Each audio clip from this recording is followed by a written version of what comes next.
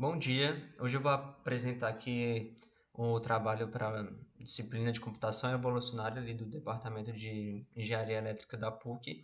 E a ideia aqui, o meu tema é a aplicação da meteorística BRKGA no problema de cobertura de conjuntos, o que a gente chama aqui de set covering problem. A professora é a Manuela Kuller e eu sou o Gabriel Gucci. Na agenda aqui eu vou passar um pouquinho pelo problema, depois eu vou comentar sobre o modelo matemático, como que foi a construção dessa heurística, né, a construção ali do decoder, para depois inserir o contexto do BRKGA, apresentar os resultados e as conclusões aqui do meu trabalho. O problema de cobertura de conjuntos, o set covering, ele é um dos clássicos observados no estudo e desenvolvimento da pesquisa operacional. Ele é um problema no qual cada elemento ele deve ser coberto por uma quantidade específica de vezes e tem como objetivo ali minimizar o custo de instalação dessas coberturas. O problema ele possui ali aplicações de diversos contextos, como o planejamento de rotas de transporte, alocação de recursos em projetos, design de redes de comunicação, entre outros. Por exemplo, aqui em um cenário de logística, pode-se determinar ali a menor quantidade de centros de distribuição que cubra todas as regiões de entrega. Um outro exemplo prático desse problema é visto na instalação de antenas para cobertura de pontos, no qual eu preciso decidir quais antenas instalar para cobrir todos os pontos, minimizando o custo de instalação. Neste trabalho específico aqui, eu proponho apresentar a construção passo a passo da meteorística VRKGA e aplicá-la ao problema do set covering, comparando o seu desempenho com o modelo matemático proposto, e ambos os algoritmos aqui eles foram implementados na linguagem de programação do Julia. Falando um pouquinho aqui sobre o modelo matemático. No trabalho, desenvolveu esse problema de cobertura de conjuntos voltado ali para o problema de instalações de antenas telefônicas para cobertura de sinal. Então, vamos pensar que eu tenho diversas regiões que eu tenho que ter uma cobertura de sinal e eu tenho diversas localidades que eu posso instalar uma antena. Então, qual que é o número mínimo de antenas que eu posso instalar para cobrir ao menos uma vez cada ponto ali que eu tenho, né? Para eu dar sinal por ao menos uma antena.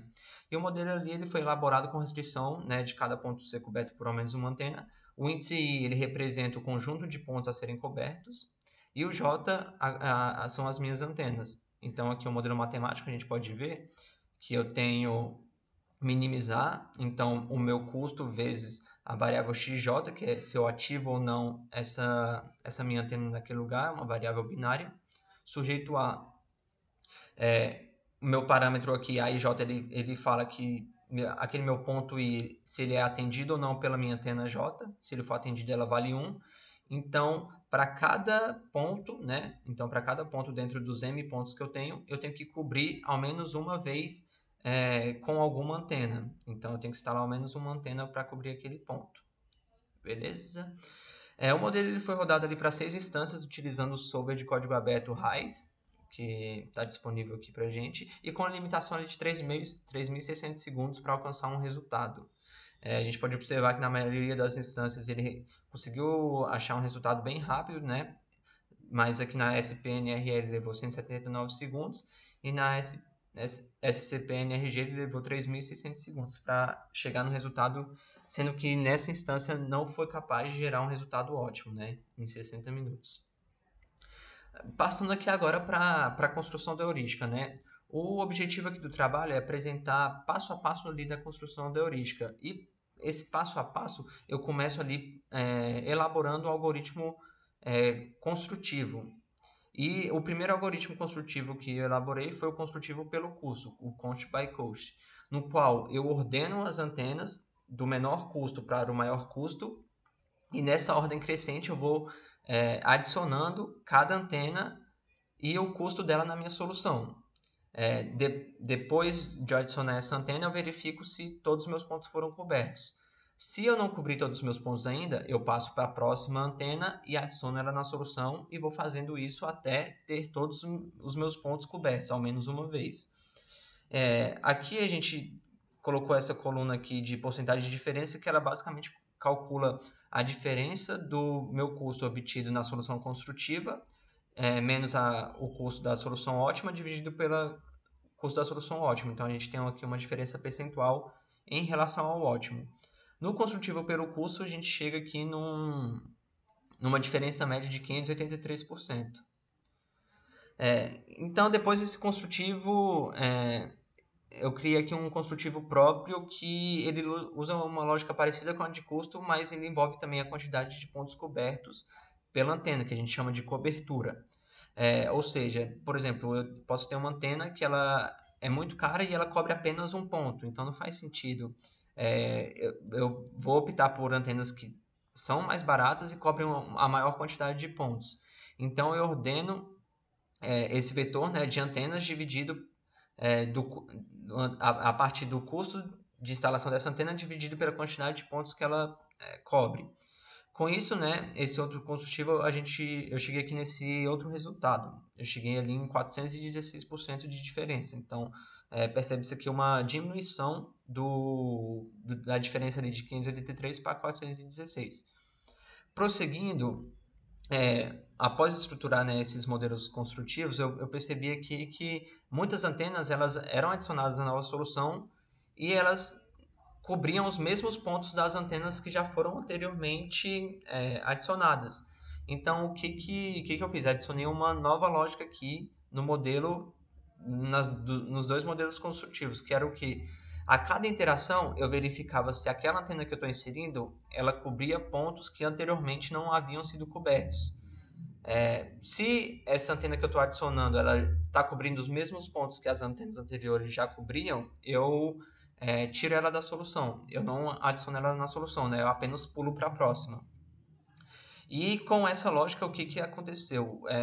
Ali eu tive uma redução de 583% para 35% e de 416 para 41%, né? Então, uma redução drástica aqui em relação ao ótimo já com apenas essa lógica de pular as antenas que não estavam acrescentando em nada a minha solução. Até o momento aqui, todos os métodos eles incluem aqui soluções construtivas determinísticas, né? Que para os problemas aqui do set covering. Só que o próximo passo aqui para a gente usar uma meta heurística, algum algoritmo mais complexo, eu tenho que trazer um contexto um pouco de aleatoriedade aqui para eu gerar diferentes cenários, porque a partir de um método completamente determinístico, eu gero sempre o mesmo resultado na minha solução. Então, para criar esse método randômico, eu utilizei aqui a biblioteca Random do Julia, passando para o modelo uma seed específica nos testes, para ter uma padronização aqui e identificar como que está a evolução desse modelo. Nesse método, o que eu fazia? Eu gerava um vetor de chaves aleatórias do tamanho de antenas que eu tenho e eu criava ali, sorteava para cada antena um valor entre 0 e 1. Então, fazia esse sorteio aqui aleatório e a partir disso, eu quebrava meu vetor no meio e o que eu fazia?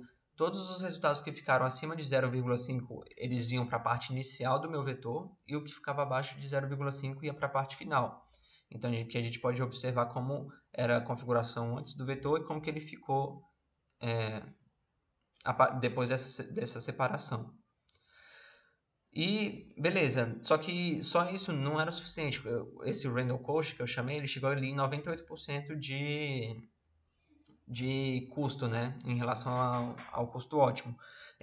Para melhorar essa solução, eu adicionei aqui um conceito de uma busca local. Para isso, como que foi desenvolvida essa busca local? Eu gerei uma solução inicial, né, então eu gerei a solução, eu ordeno ali o meu vetor com as antenas que fazem parte dessa solução em ordem decrescente de custo. Então, pego a que teve maior custo para o menor. E eu vou tentando remover essas antenas de maior custo uma a uma. Beleza, eu tento remover, vejo se todos os meus pontos ainda estão sendo cobertos. Se eles estiverem, beleza, eu posso tirar aquela antena da solução e a minha solução abaixa meu custo. Se não tiver, se eu tirei aquela antena e algum dos pontos não foi coberto, eu mantenho aquela antena na solução e passo para a próxima. E vou fazendo esse processo para todas as minhas antenas que estão na solução. No final desse processo, que eu chamei aqui de Remove Redundancy, eu cheguei numa diferença ali de 60% em relação ao custo ótimo. A gente pode observar aqui que nesse modelo aleatório a gente está com custos maiores do que o construtivo pelo custo e o outro construtivo. Só que a ideia é que ele vai servir de base aqui para o BRKGA, que eu vou apresentar agora.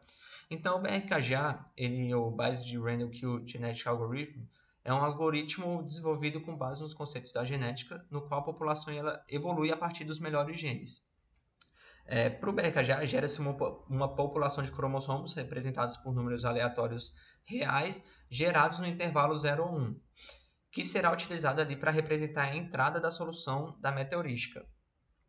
O cromossomo, no caso do meu problema, ele é um vetor de tamanho m. E esse tamanho m são a quantidade de pontos que devem ser cobertos ali no problema.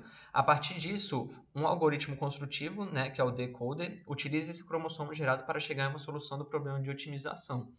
O BRKGA, então, mantém ali as melhores soluções, algumas não tão boas, os não elite, e gera novas soluções aleatórias, que são as mutantes. E o critério de parada aqui para o método, eles podem variar, né? E podem ser aqui o tempo de solução, a quantidade de melhorias, o valor-alvo, o número de gerações, entre outros. E a biblioteca utilizada foi a BRKGA MP IPR, né? Que está disponível ali nas linguagens de programação do Julia, do Python e do C++.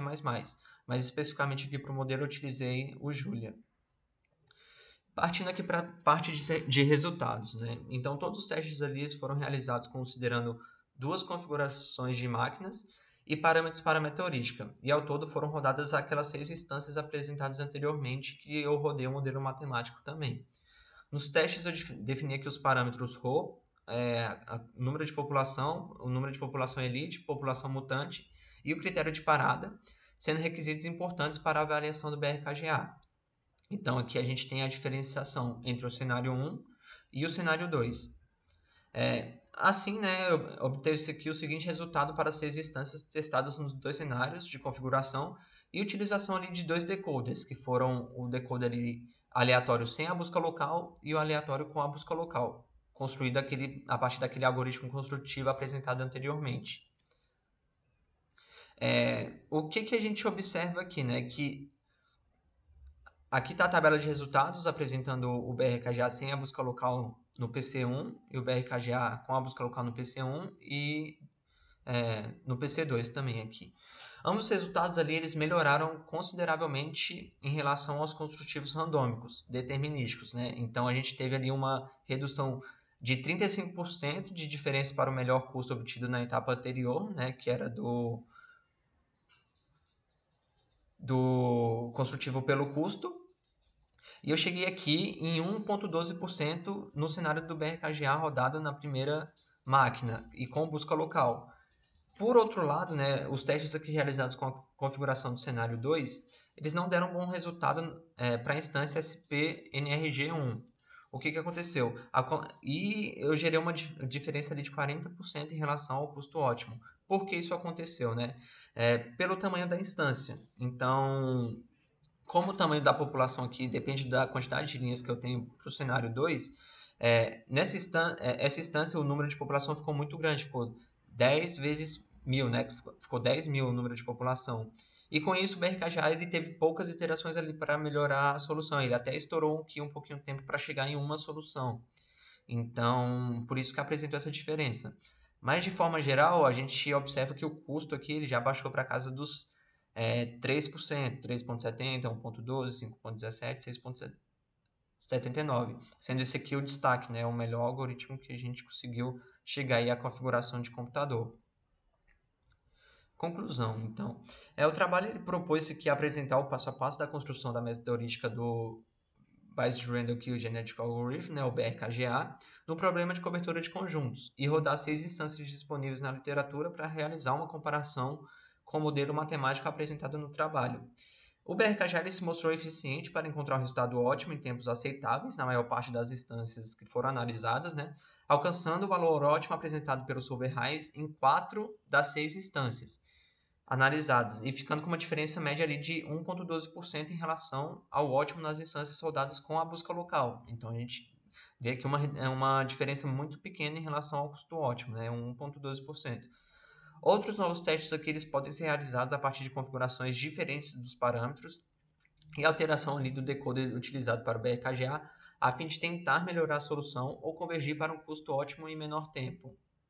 Além disso, outras técnicas e métodos aqui de meteorística eles podem ser aplicados para avaliar os diferentes desempenhos dos algoritmos no problema, e verificar ali a viabilidade das soluções com o crescimento dos parâmetros nas instâncias, né?